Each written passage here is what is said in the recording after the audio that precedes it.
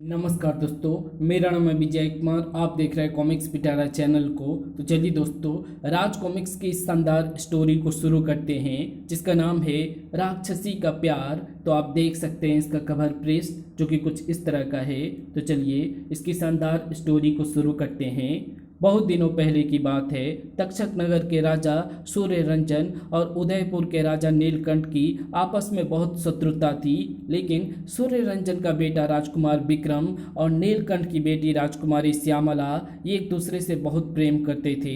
एक दिन श्यामला, आज तो बहुत देर हो गई, अब मुझे लौट जाना चाहिए। ओह विक्रम, कितनी जल्दी समय गुजर जाता है, कुछ पता ही नहीं चलता।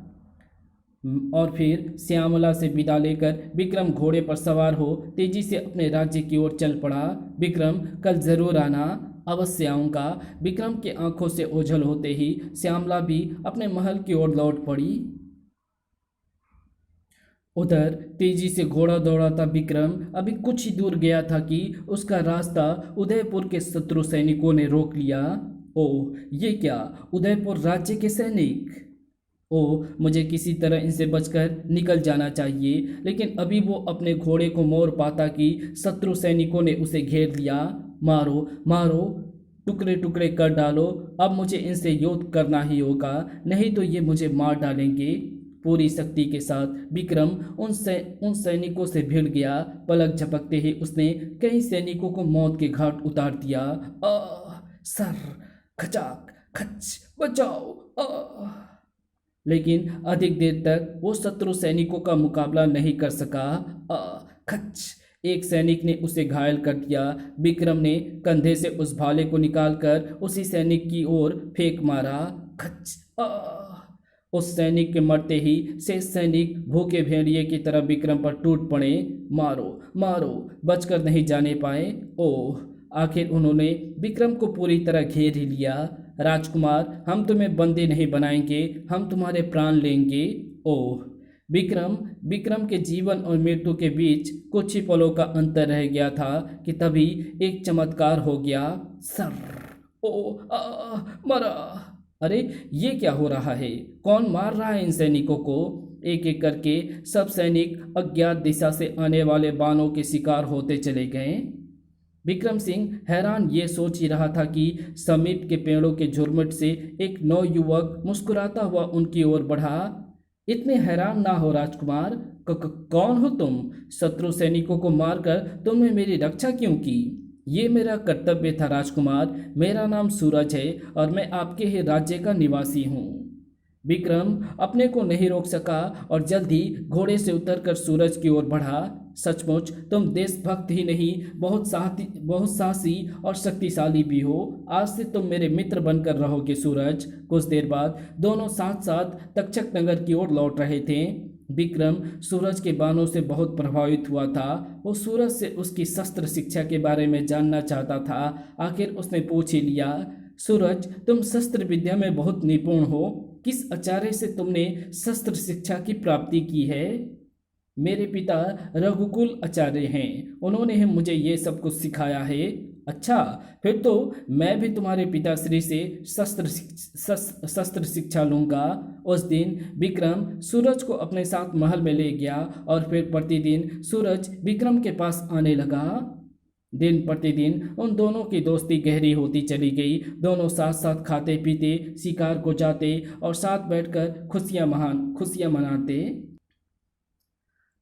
दिन बड़े आनंद से गुजर रहे थे। उनकी मित्रता बढ़ती जा रही थी। लेकिन उस महल में कोई ऐसा भी था जिनके हृदय में उन दोनों की मित्रता कांटों की तरह चुभ रही थी। और वो व्यक्ति था सेनापति नाहर सिंह। सेनापति के शरीर में ईर्ष्या की अग्नि तीव्र हो रही थी। इन दोनों की दोस्ती तो बढ़ती ही जा रही है और अब तो विक्रम सूरज के पिता से शस्त्र शिक्षा भी ले रहा है। दोनों मिलकर मेरे लिए भारी मुसीबत बन सकते हैं। विक्रम के साथ साथ राजकुमारी दीपिका से भी सूरज की घनिष्ठता हो गई थी और अब वो दीपिका को धनुष बाण चलाना भी सिखा रहा था। एक दिन, सूरज, आज फिर तुम देर से आए हो, लगता है तुम मुझे बाण चलाना नहीं सिखाना चाहते। ओह ऐसी बात नहीं दीपिका, पिताश्री का एक काम पूरा करने में देर हो गई। चलो आज तो क्षमा कर देती हूँ, लेकिन कल देर की तो दंड मिलेगा। तभी दोनों एक दूसरे का हाथ पकड़कर जोरों से हंस पड़े। अभी वे दोनों अपनी हंसी में खोए हुए थे कि तभी सेनापति नाहर सिंह वहां से गुजरा। राजकुमारी दीपिका और सूरज, बस अब देर ना करो, घोड़ा तैयार है, आज हम नदी किनारे जाएंगे। हाँ ठीक है, चलो। सेनापति के मस्तिष्क में ईर्ष्या की लपटें और ऊंची उठी। दीपिका और सूरज की इतनी गहरी दोस्ती, कहीं ये दोस्ती विवाह में बदल गई तो मेरे बेटे विजेंद्र का क्या होगा? विजेंद्र भी तो दीपिका से प्रेम करता है। दीपिका से विजेंद्र का विवाह होने से राजा और मैं समधी हो सकते हैं। मैं इस कांटे को जड़ से निकाल फेंकूंगा। मैं ऐसी चाल चलूंगा कि सूरज फिर कभी इस महल की ओर आंख उठाकर भी नहीं देख सकेगा। लेकिन अभी सेनापति नाहर सिंह उस कांटे को निकालने की कोशिश कर पाता कि एक दिन उसका बेटा विजेंद्र बाग में दीपिका के पास पहुंचा। आओ विजेंद्र, बहुत देर से अकेले झूल रही थी, अब तुम आ गए तो दोनों मिलकर झूलेंगे। शायद दीपिका मेरी ही प्रतीक्षा कर रही थी। अच्छा अवसर है, आज विवाह की बात कह देनी चाहिए। ये सोचकर उसने कहा, आज मैं तुमसे कुछ कहने के लिए आया हूँ दीपिका। तुम्हें तुम्हें जो कुछ भी कहना है फिर कह लेना। पहले मुझे खूब जोरों से झूला झुलाओगे। दीपिका, पहले तुम्हें मेरी बात सुननी होगी। अच्छा बाबा, पहले तुम अपनी बात कह लो। दीपा, बचपन से हम दोनों साथ साथ खेले और बड़े हुए हैं। मैं चाहता हूँ कि हम दोनों की दोस्ती विवाह में परिवर्तित हो जाए। नहीं विजेंद्र, ये नहीं होगा। हम तुम में दोस्ती ही रहेगी, इसके अलावा कुछ नहीं होगा। तो क्या मैं तुम्हारा विवाह से इनकार मान लूं? हाँ विजेंद्र फिर वहां नहीं रुका और फिर अपने पिता के कक्ष में पहुंचकर उसने दीपिका के इनकार की बात कही तो नाहर सिंह किसी ज्वालामुखी की तरफ फट पड़ा।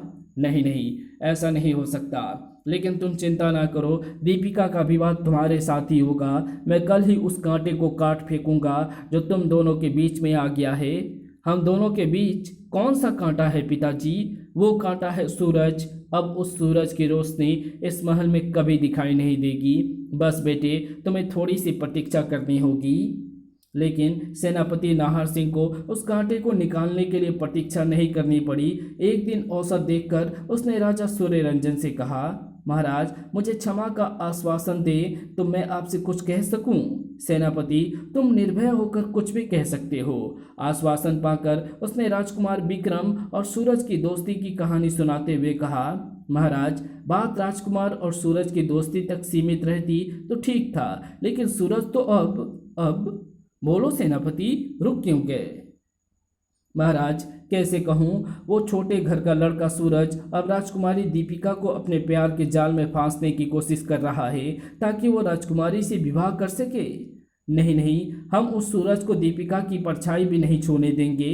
महाराज, लोग तो अब इस दोस्ती पर भी उंगलियां उठाने लगे हैं। कहाँ अपने राजकुमार और कहाँ वो गरीब ब्राह्मण का बेटा सूरज। महल और झोपड़ी में मित्रता कैसी महाराज? पाँव की धूल को सूरज महलों की रोशनी बनाना चाहता है। तुम ठीक कह रहे हो सेनापति, सूरज इस महल की परछाई तक स्पर्श नहीं कर पाएगा। हम सूरज को इस राज्य से निष्कासन का आदेश देते हैं। मन ही मन खुश होते हुए सेनापति ने कहा, महाराज, यदि राजकुमार विक्रम ने विरोध किया तो? हमारा पुत्र राजआज्ञा का विरोध नहीं कर सकता। सेनापति आदेश का तुरंत पालन कराने के लिए बाहर निकल गया। सेनापति से आदेश मिलते ही सैनिकों का एक दल तेजी से घोड़ा दौड़ा था सूरज के घर पहुंचा। घोड़ों की टापों की आवाज़ सुनकर सूरज बाहर निकला। सूरज, हमें महाराज ने आदेश दिया है कि तुम्हें इस राज्य से बाहर निकाल दिया जाए। तुम्हें इसी समय हमारे साथ चलना होगा। राज्य से निष्कासन? लेकिन महाराज ने ऐसा आदेश क्यों दिया है? ये सब हम नहीं जानते। तुम्हें इसी समय हमारे साथ चलना होगा। ठहरो, मैं राजकुमार से एक बार मिलना चाहता हूँ। नहीं, हम नहीं रुक सकते। हमें आदेश है तुम्हें तुरंत इस राज्य से बाहर निकाल दिया जाए, और यदि तुमने आदेश की अवहेलना की तो हम तुम्हें बंदी बनाकर ले जाएंगे। सूरज ने फिर कोई आपत्ति नहीं की और चुपचाप सैनिकों के साथ राज्य की सीमा तक चला आया। सूरज, अब तुम इस राज्य में प्रवेश नहीं कर सकोगे। यदि तुमने आदेश का पालन नहीं किया तो तुम्हें प्राण दंड दिया जाएगा। सैनिकों को देखते देखते सूरज सीमा रेखा से बहुत दूर चला गया। पता नहीं महाराज ने ऐसा क्यों किया। चलो अब किसी दूसरे राज्य में रहना होगा। कुछ देर बाद सभी सैनिक नगर की ओर लौट आए। उधर महल में जैसे ही विक्रम को सूरज के राज्य से निष्कासन का पता चला तो वो तेज कदमों से चलता हुआ महाराज के कक्ष में पहुंचा। पिताश्री, मैं ये जानना चाहती हूँ कि सूरज को राज्य से क्यों निष्कासित किया गया है। विक्रम, ये आदेश हमने सोच समझ कर ही दिया है, लेकिन इस आदेश के पीछे कोई कारण तो होगा। तुम हमसे कोई कारण नहीं पूछ सकते, बस तुम इतना जान लो कि तुम्हारी दोस्ती के बहाने सूरज दीपिका का हाथ थामना चाहता था। तो इसमें बुराई की क्या बात थी? यदि हम स्वयं सूरज से दीपिका का विवाह कर देते तो सूरज भी हमारे बराबर हो जाता, और ये बात तो मैं आपसे कहना ही चाहता था। चुप रहो और फिर कभी भूल कर भी ये बात अपनी जुबान पर नहीं लाना। रास्ते के धूल कभी महलों की शोभा नहीं बन सकती। चले जाओ यहाँ से। चला जाता हूँ, लेकिन सूरज को निकाल कर आपने अच्छा नहीं किया। विक्रम फिर कुछ नहीं कह सका। वो चुपचाप कक्ष से बाहर निकल गया। रास्ते का कांटा निकल जाने से सेनापति नाहर सिंह की खुशी की सीमा ना रही थी। बेटे विजेंद्र, सूरज तो अब कभी इस राज्य में नहीं आ सकेगा। अब जल्दी ही महाराज से हम तुम्हारे विवाह की बात करेंगे। लेकिन पिताजी, दीपिका ना मानी तो? दीपिका अवश्य मानेगी, इनकार का तो प्रश्न ही नहीं उठता। आखिर विवाह तो उसे करना ही होगा, और जब सूरज नहीं होगा तो तुमसे ही विवाह करेगी। विजेंद्र खुश होता हुआ कक्ष से बाहर आ गया। इस बात को अभी 2 दिन ही हुए थे कि एक दिन विजेंद्र ने अपने पिता से कहा, पिताजी, मैंने सुना है कि उदयपुर में राजकुमारी श्यामला का स्वयंवर है। सुना तो मैंने भी है, लेकिन उदयपुर के महाराज हमारे महाराज को कभी निमंत्रण नहीं भेजेंगे। उदयपुर से निमंत्रण भले ही ना आए, लेकिन राजकुमार विक्रम अवश्य उस स्वयंवर में जाएगा। लेकिन क्यों? क्योंकि राजकुमार विक्रम राजकुमारी श्यामला से प्रेम करता है। ये सुनते ही सेनापति खुशी से उछल पड़ा। अरे वाह, यदि ये बात सच है तो फिर हम एक कांटा और बड़ी सरलता से निकाल सकते हैं। मैं समझा नहीं पिताजी, आप दूसरे किस कांटे की बात कर रहे हैं? दूसरा कांटा है राजकुमार विक्रम। राजकुमार उस स्वयंवर में जाएगा अवश्य, लेकिन लौट नहीं सकेगा। मैं आज ये उदयपुर के महाराज नीलकंठ को अपना गुप्त संदेश भेज देता हूँ।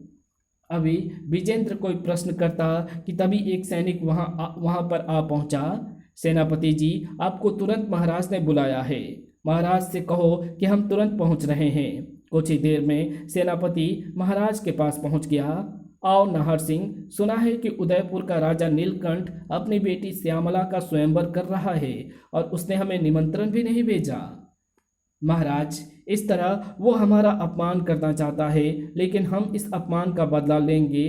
राजकुमारी श्यामला अपने कुमार विक्रम से प्रेम करती है। वो अवश्य ही जयमाला राजकुमार के गले में डालेगी। हम राजकुमार के साथ स्वयंवर में जाएंगे और राजकुमारी को लेकर ही आएंगे। ये ठीक रहेगा। हम शक्ति में किसी तरह नीलकंठ से कम नहीं हैं, फिर हाथ पर हाथ रखे क्यों बैठे रहें? और फिर सूर्य रंजन ने सभी तैयारियां पूरी करने का आदेश दे दिया।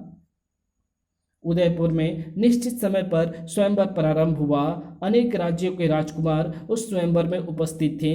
राजकुमार विक्रम भी परिवर्तित रूप में वहां पहुंच चुका था। लेकिन उधर सेनापति नाहर सिंह उदयपुर के राजा नीलकंठ से किसी दूसरी ही मंत्रणा में खोया हुआ था। क्या बकते हो नाहर सिंह, अब विक्रम इस स्वयंवर से बचकर नहीं जाएगा। और महाराज, राजकुमार को बंदी बनाकर आप तुरंत तक्षक नगर पर आक्रमण कर देंगे तो आपकी विजय निश्चित होगी। जब तुम हमारा साथ दोगे तो विजय श्री हमें ही मिलेगी। हम तुम्हें विजय के बाद वहां का राजा बना देंगे। तो ठीक है महाराज, मैं स्वयंवर स्थल की ओर चलता हूँ। आप विक्रम को बंदी बनाने की तैयारी कीजिए। ये कहकर सेनापति कक्ष से बाहर निकल गया। राजा नीलकंठ ने अपने सेनापति को बुलाकर राजकुमार विक्रम को बंदी बनाने का आदेश दिया। सेनापति, राजकुमार विक्रम किसी तरह बचकर भागने नहीं पाए। उसको बंदी बनाने के बाद हमें शीघ्र ही तक्षक नगर पर आक्रमण करना है। आप निश्चिंत रहें महाराज, हम अवश्य सफल रहेंगे। राजा नीलकंठ के पहुंचते ही स्वयंवर प्रारंभ हुआ। राजकुमारी श्यामला जयमाला लेकर आगे बढ़ी। सीधे चलते हुए वो विक्रम के पास पहुंची। जयमाला डालने के लिए उसने हाथ उठाए ही थे कि राजा नीलकंठ का तीव्र स्वर गूंज उठा। ठहरो राजकुमारी। नीलकंठ तेजी से चलकर राजकुमारी के पास पहुंचा। यह हमारे शत्रु सूर्य रंजन का बेटा विक्रम है, सैनिकों बंदी बना लो इसको। नहीं। बहुत से सैनिक तेजी से आगे बढ़े तो विक्रम तेजी से राजकुमारी की ओर बढ़ा और उसका हाथ पकड़कर सैनिकों से बोला, नहीं, कोई आगे नहीं आएगा। मैं राजकुमारी को ले जा रहा हूँ। यदि किसी ने रोकने की कोशिश की तो इस स्वयंवर को युद्ध स्थल में परिवर्तित कर दूंगा। विक्रम ने सीटी बजाई तो उसका घोड़ा वहां दौड़ा चला आया। राजकुमारी के साथ घोड़े पर सवार हो विक्रम वहां से भाग निकला। सैनिकों पीछा करो, वो बचकर ना जाने पाए। कुछ ही देर में सैनिकों ने उसे घेर लिया। मारो मारो, बचकर ना जाने पाए। खच अ विक्रम बहुत बहादुरी से लड़ा लेकिन सैनिकों से घिरता चला गया। ओह, अब सैनिकों से बचना मुश्किल है, लेकिन अभी तक सेनापति क्यों नहीं आया? कहीं वो भी तो शत्रु सैनिकों से नहीं घिर गया? सेनापति को तो वहाँ नहीं आना था और वो नहीं आया। राजकुमार विक्रम को सैनिकों ने बंदी बना लिया। सेनापति नाहर सिंह अपने विश्वसनीय सैनिकों के साथ तक्षक नगर की ओर लौट गया था। अगले दिन का सूर्य तक्षक नगर के लिए खून बिखेरता उदय हुआ था। सूर्यदेव के साथ ही नीलकंठ ने भारी सेना के साथ आक्रमण कर दिया। राजा नीलकंठ की जय हो। मारो मारो। इस अप्रत्याशित आक्रमण के लिए सूर्य रंजन तैयार था, लेकिन राजकुमार विक्रम के बंदी बना लिए जाने के कारण कुछ निर्बलता अनुभव कर रहा था। सैनिकों आगे बढ़ो, विजय हमारी ही होगी। उधर राजा नीलकंठ शत्रु सैनिकों को गाजर मूली की तरह काटता हुआ सूर्य रंजन की ओर बढ़ रहा था। खचाक। कुछ ही देर में वो सूर्य रंजन के सामने पहुंच गया। सूर्य रंजन, आज तुम मेरे हाथों से नहीं बच सकोगे। तुम्हें बंदी बनाकर मैं अपने अपमान का बदला लूंगा। खच। वीर कहते नहीं, करके दिखाते हैं। नीलकंठ, मेरे वार को संभालो। सचमुच शक्तिशाली प्रहार है। सूर्य रंजन के प्रहारों से नीलकंठ भयभीत हो उठा। अगले ही क्षण सूर्य रंजन का एक भरपूर प्रहार नीलकंठ की जीवन लीला समाप्त कर देता कि तभी सेनापति नाहर सिंह के प्रहार ने सूर्य रंजन को निशस्त्र कर दिया। खनाक।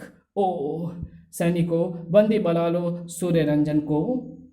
सूर्य रंजन को बंदी बना लिया गया तो उसके सैनिकों ने आत्मसमर्पण कर दिया। राजा नीलकंठ ने नाहर सिंह से कहा, शाबाश नाहर सिंह, तुमने अपना वादा पूरा किया और अब हम तुम्हें इस विजय के लिए बहुत बड़ा पुरस्कार देंगे। ओह सेनापति नाहर सिंह, तुमने हमारे साथ विश्वासघात किया है। अगले दिन राजा नीलकंठ ने तक्षक नगर के दरबार में घोषणा की, तक्षक नगर वासियों, आज से ये नगर हमारे अधीन रहेगा। हम सेनापति नाहर सिंह को राजगद्दी पर बैठाएंगे। सूर्य रंजन को हम उदयपुर के कारागार में रखेंगे और विक्रम भी वहीं बंदी बनकर रहेगा। सेनापति को राजगद्दी पर बैठाकर नीलकंठ अपने राज्य में लौट आया। राजगद्दी पर बैठते ही नाहर सिंह ने राजकुमारी दीपिका को बुलवाया। दीपिका, भले ही तुम्हारे पिता हमारे बंदी हैं, लेकिन हम फिर भी अपने बेटे विजेंद्र से तुम्हारा विवाह करने के लिए तैयार हैं। नहीं, मैं विश्वासघाती के बेटे से कभी विवाह नहीं करूंगी। दीपिका, तुम इस विवाह से इनकार करोगी तो हम तुम्हें बंदी बनाकर कारागार में डाल देंगे। मुझे बंदी बनकर रहना स्वीकार है, लेकिन मैं विजेंद्र से कभी विवाह नहीं करूंगी। ओह, शायद तुम अभी भी सूरज को नहीं भूली हो, इसलिए इस विवाह से इनकार कर रही हो। लेकिन हम आज ही सैनिकों को भेजकर सूरज को बंदी बना लाने का आदेश देंगे और फिर तुम्हारी आंखों के सामने उसे प्राण दंड देंगे। नहीं, नाहर सिंह ने तुरंत सैनिकों को सूरज को बंदी बना लाने का आदेश दे दिया।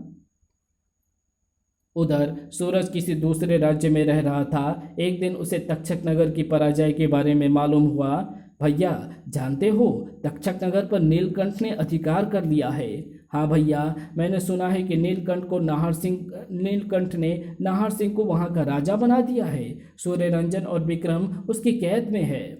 उसका खून खौल उठा। ओह, इसका मतलब नाहर सिंह ने अवश्य विश्वासघात किया होगा। पता नहीं मेरे दोस्त विक्रम का क्या हाल होगा। सूरज फिर वहां नहीं रुका और तेजी से चलता हुआ घर लौट आया। महाराज और विक्रम को बंदी बना लेने के बाद ना जाने नाहर सिंह ने दीपिका के साथ कैसा दुर्व्यवहार किया होगा। मुझे शीघ्र तक्षक नगर जाकर दीपिका को नाहर सिंह के अत्याचारों से बचाना होगा। अभी वो सोच ही रहा था कि तभी किसी ने उसके द्वार को खटखटाया। खटखट, दरवाज़ा खोलो। ओह, इस राज्य में मुझे कौन बुला सकता है? पहले मुझे खिड़की से देख लेना चाहिए। सूरज ने खिड़की से देखा तो बुरी तरह चौंक पड़ा। सूरज, हमें गुप्तचरों से पता चल चुका है कि तुम यहाँ छुपे हुए हो। अपने आप को हमारे हवाले कर दो, नहीं तो हम तुम्हें बंदी बना कर ले जाएंगे। अब तो इनसे युद्ध करना ही होगा। जय महादेव, रक्षा करना, मैं अपना कर्तव्य पूरा कर सकूं। अगले ही क्षण द्वार खोलकर सूरज बाहर निकला। आओ नाहर सिंह के कुत्तों, यदि तुम में शक्ति है तो मुझे बंदी बनाकर ले चलो। सूरज, इस खून खराबे से कोई लाभ नहीं होगा, तुम हमारे हाथों से बच नहीं सकोगे। पलक झपकते ही सूरज ने बाणों की वर्षा कर दी। सर सर, हाय, बचाओ। बहुत से सैनिक घेरा बनाकर तेजी से उसकी ओर बढ़े। सर, मारो। सूरज बहुत बहादुरी से लड़ रहा था, लेकिन अधिक देर तक उन सैनिकों से लड़ना संभव नहीं था। ये सोचकर वो एक सैनिक की ओर झपटा। उस सैनिक को नीचे गिराकर सूरज उसके घोड़े पर सवार होकर तेजी से वहां से भाग निकला। उसे पकड़ो, वो बचकर जा रहा है, दौड़ो, पीछा करो। सैनिकों ने बहुत दूर तक सूरज का पीछा किया, तेज और तेज, सड़ाक सड़ाक। सैनिक उसे पकड़ तो ना सके, लेकिन उसे घायल अवश्य कर दिया। और सूरज घोड़ा दौड़ाकर उनकी आंखों से ओझल हो गया। तेजी से घोड़ा दौड़ाता सूरज बहुत दूर घने जंगल में पहुंच चुका था। ओ, शत्रुओं से बच गया, लेकिन मेरा सिर क्यों चकरा रहा है? शीघ्र ही वो अधिक रक्त निकल जाने से बेहोश होता चला गया। बेहोश सूरज घोड़े के पीठ पर से गिर पड़ा। पता नहीं सूरज वहां कितनी देर बेहोश रहा, लेकिन तभी उस जंगल में रहने वाली एक राक्षसी सुपर्णा उधर आ निकली। उसने सूरज को बेहोश पड़ा देखा तो, अरे कितना सुंदर युवक है, इस युवक से मेरा विवाह हो जाए तो कितना अच्छा है। वो सोचने लगी, भैया भी बहुत दिनों से कहीं गया हुआ है, इसे मैं अपने साथ घर ले चलती हूँ, लेकिन पहले मैं सुंदर युवती बन जाती हूँ, नहीं तो यह डर कर मर जाएगा। तुरंत सुपर्णा ने अपना रूप परिवर्तित किया। पलक झपकते ही वो सुंदर लड़की बन गई। सूरज को उठाकर वो अपने घर ले आई। कुछ देर बाद सूरज को होश आ गया। मैं यहाँ कैसे आ गया?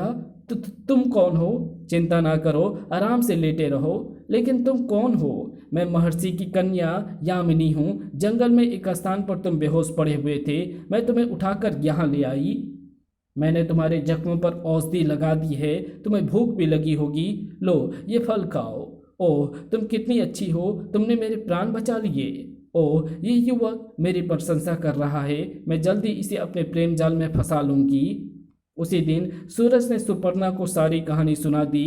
कहानी सुनकर उसने कहा, सूरज तुम कोई चिंता ना करो, यहाँ आराम से रहो, महर्षि आएंगे तो तुम्हारी सहायता अवश्य करेंगे। महर्षि के आने तक मैं उनकी प्रतीक्षा करूंगा। संभव है महर्षि मुझे शत्रुओं से लड़ने के लिए कोई अद्भुत शक्ति दे दें, लेकिन मैं तुम्हें यहाँ से कहीं जाने नहीं दूंगी। उधर राजा सूर्य रंजन को बंदी बनाकर राजा नीलकंठ बहुत खुश हो रहा था, लेकिन एक दिन उसके नगर में एक भयंकर मुसीबत टूट पड़ी। सुपर्णा का भाई माधुकैटम उदयपुर में पहुंच गया। उसे देखते ही जैसे नगर में तूफान आ गया। भागो भागो, भयंकर राक्षस आ रहा है, बचाओ राक्षस, भागो, जान बचाओ। लोगों को मारता, अपने पांव से कुचलता मधुकैटम आगे बढ़ता गया। महल के पास सैनिकों ने बाणों की वर्षा उसे रोकने का प्रयास किया, लेकिन वो नहीं रुका। महल में घुसकर मधुकैटम ने राजकुमारी श्यामला को पकड़ लिया। पिताजी, माँ, बचाओ, अब तुम्हें कोई नहीं बचा सकता, तुम बहुत सुंदर हो, मैं तुम्हें अपने साथ लेकर जाऊंगा। राजकुमारी की चीख पुकार सुनकर राजा नीलकंठ भी वहां पहुंच गया। सैनिकों, टूट पड़ो इस राक्षस पर, इसके टुकड़े टुकड़े कर दो, मारो मारो। सैनिकों ने मधुकैटम को मारने की बहुत कोशिश की, लेकिन वो सैनिकों को मारता हुआ आगे बढ़ता गया। मारो मारो, बचाओ। सैनिक विवश होकर देखते रह गए और मधुकैटम राजकुमारी को ले गया। बचाओ। उधर सूरज को सुपर्णा के साथ रहते काफी दिन हो गए, तो एक दिन उसने सुपर्णा से कहा, यामिनी, इतने दिन हो गए और महर्षि अभी तक नहीं लौटे, मैं अधिक प्रतीक्षा नहीं कर सकता। पता नहीं वहाँ मेरे मित्र और उसके पिता की क्या हालत होगी। चिंता मत करो, कुछ दिन और ठहरो, बस पिताश्री आते ही होंगे, उनके आते ही सब ठीक हो जाएगा। नहीं, अब मैं एक दिन भी नहीं ठहर सकता, मुझे शीघ्र ही यहाँ से जाना होगा। फिर कुछ सोचकर सुपर्णा ने कहा, सूरज, यदि तुमने जाने का निर्णय कर दिया है तो मैं तुम्हें नहीं रोकूंगी, लेकिन तुम्हें ये वादा करना होगा कि तुम अपने मित्र को मुक्त कराने के बाद अवश्य लौट आओगे। तुम मुझे वापस लौट कर आने के लिए क्यों कह रही हो? सुपर्णा कुछ संकुचाते हुए बोली, मैं तुमसे प्रेम करती हूँ सूरज, तुम्हारे साथ विवाह करना चाहती हूँ। ओह, यदि मैंने दीपिका की बात बताई तो ये मुझे कभी जाने नहीं देगी। मैं अवश्य लौट कर आऊँगा। सूरज, मेरे पास पिताश्री की एक अद्भुत गद्दा है, तुम इसे ले जाओ, कोई शत्रु तुम्हें पराजित नहीं कर पाएगा। सूरज उससे गद्दा लेकर चल दिया। काफी देर चलने के बाद सूरज अभी घने जंगल से बाहर ही निकला था कि उसने मधु कैटम को राजकुमारी को उठाकर लाते हुए देखा। बचाओ बचाओ! ओह, इतना भयंकर राक्षस! अरे, ये तो राजकुमारी श्यामला है, विक्रम की प्रेमिका।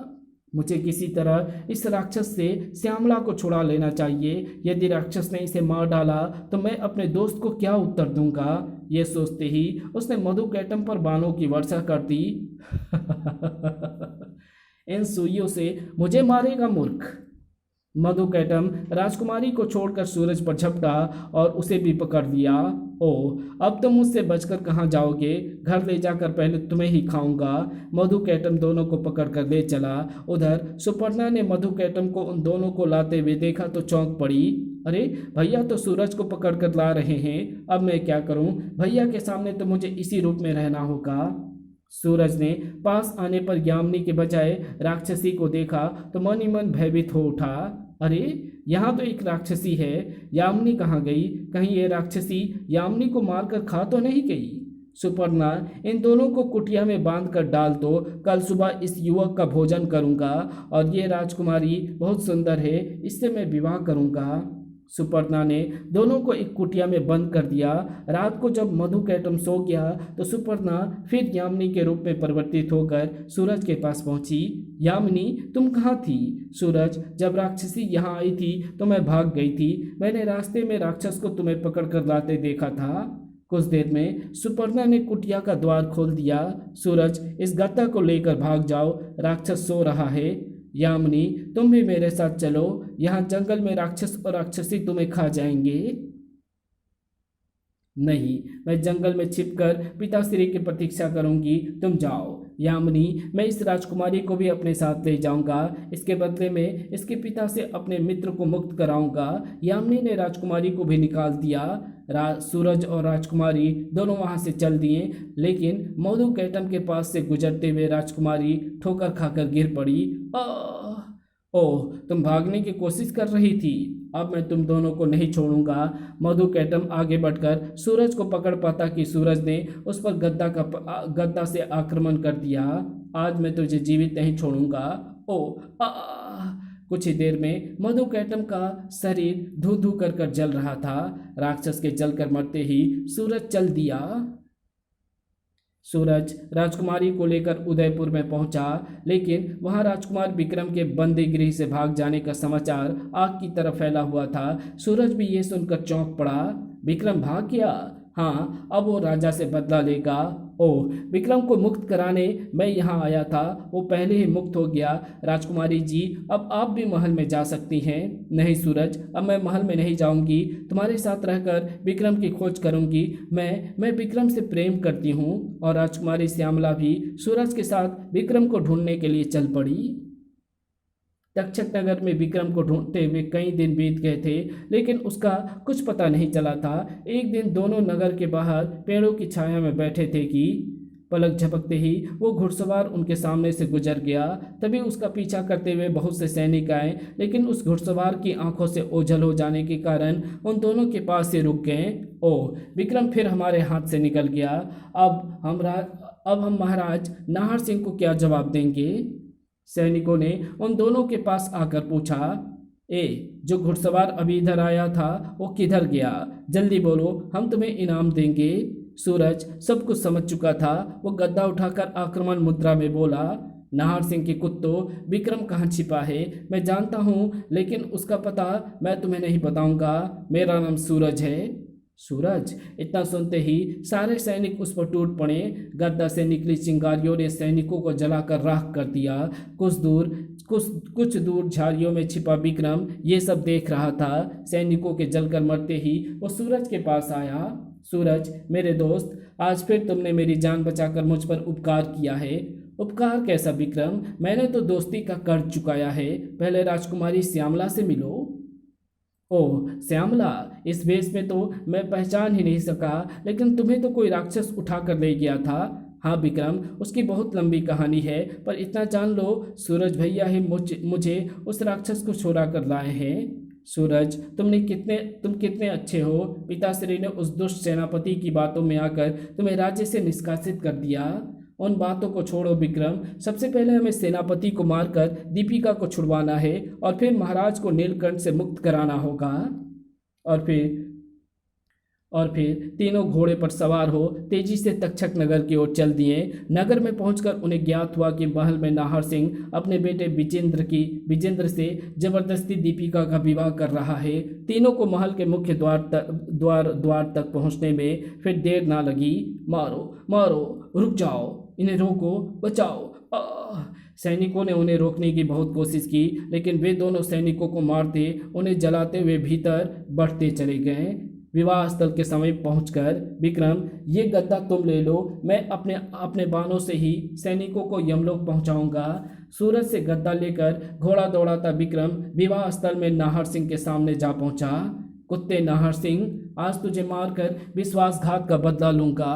ओह विक्रम, अच्छा हुआ तुम खुद ही मौत के मुंह में चले आए। सैनिकों, घेर लो इसको। सैनिकों के आगे बढ़ने से पहले विक्रम नाहर सिंह पर टूट पड़ा। खनाक खट, मारो, पकड़ो। नाहर सिंह ने गद्दा का प्रहार अपनी तलवार से रोका। अगले ही क्षण विक्रम सैनिकों से घिरा निरंतर प्रहार किए जा रहा था। हाय मरा। उधर सूरज नाहर सिंह के सैनिकों पर कहर ढा रहा था। खच खच, मरा, बचाओ, हाय।